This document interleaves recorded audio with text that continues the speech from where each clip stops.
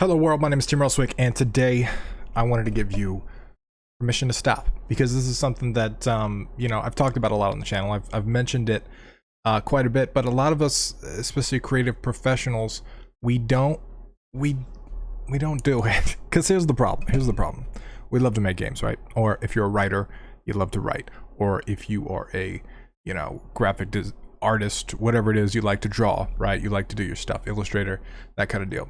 But what happens when your creative field is the same as your work? Lines get a little blurry, because now work is play and play is work. And that sounds like it would be ideal, right? If you're an accountant somewhere and maybe you hate your job, or I hate to use accountants all the time as people that hate their job, but it's tax season, you talk to whatever. You get the idea. If you hate your job somewhere and you're thinking about, oh, well, that person gets to do their hobby for their job. That sounds like fun. You know what's not fun though? Is not knowing where the line is between work and play. You know what's not fun? Is having to make games for work, but then also really wanting to prototype stuff for fun, but then feeling guilty and feeling all these complex emotions about coming up with new prototypes because you have to get your current game out there because you have a bunch of work you have to do on that. Work hours, remember when those were a thing before Corona? Remember when like people would go places for like certain amounts of time a day, and then like you go home and it's all good? As an entrepreneur, I never really had that. I had one job my entire life, and that was I worked with Circuit City for like 3 months. They hired me for a seasonal. I didn't even make it to Christmas. I never did that. And so my entire life I've struggled with the balance, the work-life balance of balancing things in my life that have been part of kind of like how I do things. And the biggest one is having the same hobby as I do work. Or at least when I had my marketing company, it was different because I could do marketing and then I could come home and I could like mess around with game stuff, right? Or program a few things, set up the Android SDK, whatever I was doing back then, right? Messing around with stuff. But it's been a struggle these past 5 or 6 years or so that I've been on YouTube, that I've been making games, that I've been trying to start a commercial studio, right? Doing all this stuff, because the lines are blurry. And so the permission to stop thing comes from the fact that like I've had to give myself permission to stop, right? Because sometimes I feel, if you've been following the channel for a couple of years, you've seen how many times I've gotten like burnt out. You've seen how many times I've stopped YouTube. You've seen how many times I had to shut down streams, and seen how many different projects that I've worked on and all this stuff. And it's a rough human problem.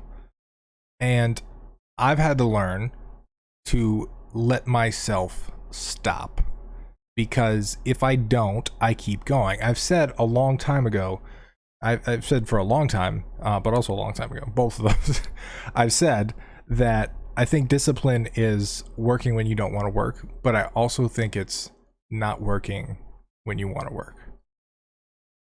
Right? Because, making sure that's correct. Yeah, that's okay. We got that right.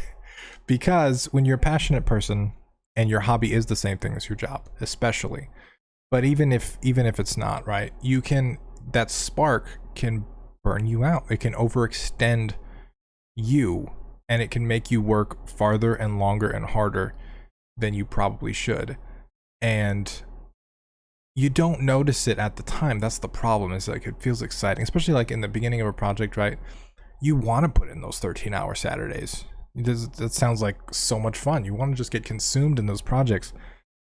But what that does is it erodes your brain over time. It erodes your motivation. It erodes your will to work on those things, and you can end up in a burnt out state that's not going to go anywhere. That's not going to repair anything. That's not going to, get any better.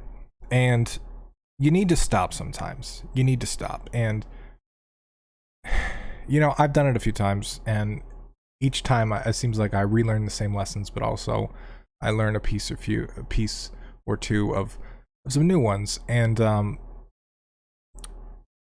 it's something that I think you've got to do.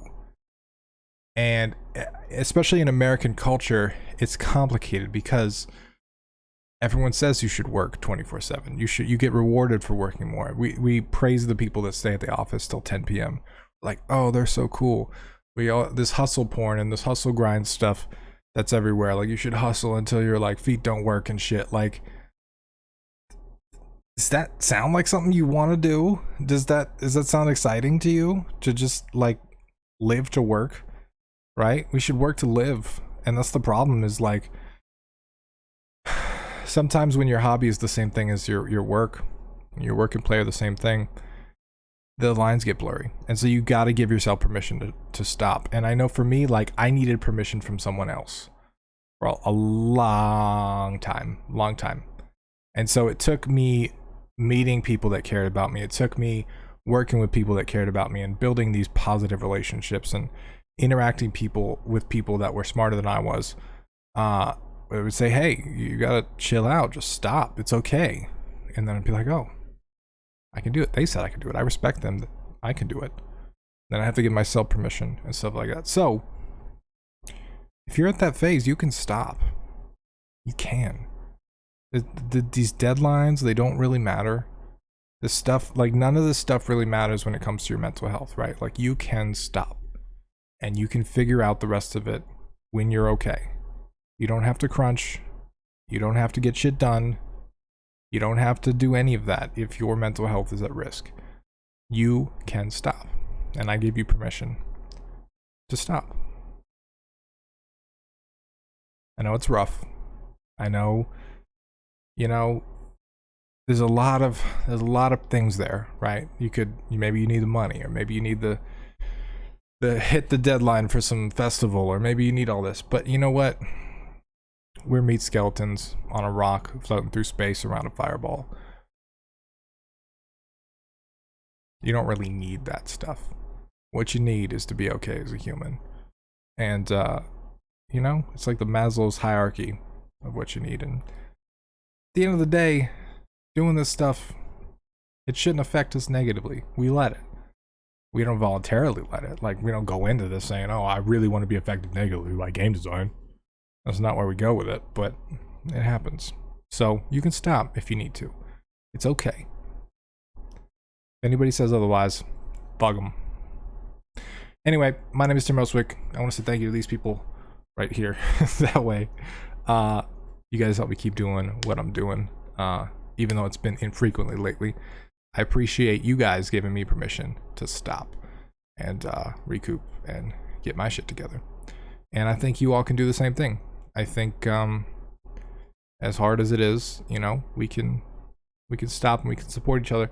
If you're not part of my Discord, I recommend you click the links down below. We have regular events 2 and 3 times a week, every week in our Discord. We talk a lot about this stuff in voice discussions and chats that we have and all this stuff. And anybody's welcome to join. It doesn't matter where you're at in game dev. You're new, you're aspiring, you're not, you're a veteran of game dev, made some AAA titles. All the same deal. Come hang out, come talk, and we can make sure everybody's okay with their mental health. But my name is Tim Roswick, and I'll see you in the next video.